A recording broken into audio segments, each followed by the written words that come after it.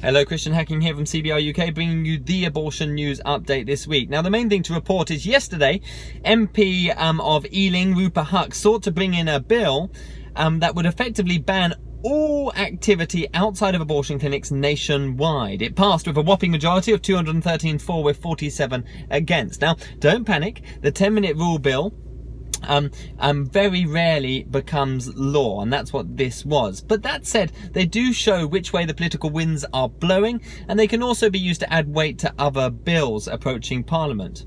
But more than that, this bill showed just how naive politicians are to the methods of the abortion industry. It was only 2 years ago that a national review was conducted on the matter, and it was found by the then Home Secretary Sajid Javid that it would be a disproportionate response to bring in such laws. Not only because laws already existed to deal with harassment, but also the cases of harassment were so few and far between. But now they're back, calling for exactly the same thing with the exact same false evidence that didn't work the last time. Now, the idea is basically this, that there is a form of harassment going on in the UK that the UK laws can't deal with. And it assumes three things. Firstly, that all outside activity, outside clinics, is negative. Secondly, that if there have been incidences of harassment, that means that there is harassment everywhere right now. And thirdly, and slightly patronising for police, that the police don't have the powers to deal with peaceful people acting peacefully against abortion. I mean, just to give you a flavour of how little evidence there was in this debate, at one point Rupa stated, and I quote, "I had a meeting at the Ealing clinic and we only got in because it was raining that day and the protesters were put off by the precipitation."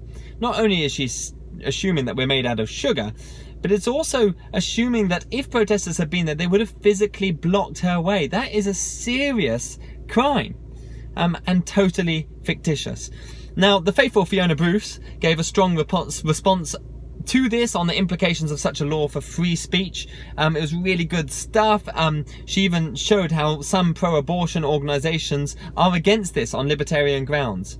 But what was missing? Well, more questions are needed. Questions specifically directed at Rupa. Firstly, Rupa, where is your evidence? Rupa, why do you want more laws? And thirdly, why was there no mention of the 7,411 unborn children that were poisoned, disemboweled, sucked up and ejected at the Ealing abortion clinic in 2018? Rupa needs to be asked head on about this. And most importantly, why is she seeking to protect the business interests of abortion providers over sticking up for those unborn children? And as for the question of interference, well, you'll be interested to know that in the States, Abby Johnson, former clinic director, was told by Planned Parenthood that when somebody prays, there's a 75% dropout in people attending appointments, okay?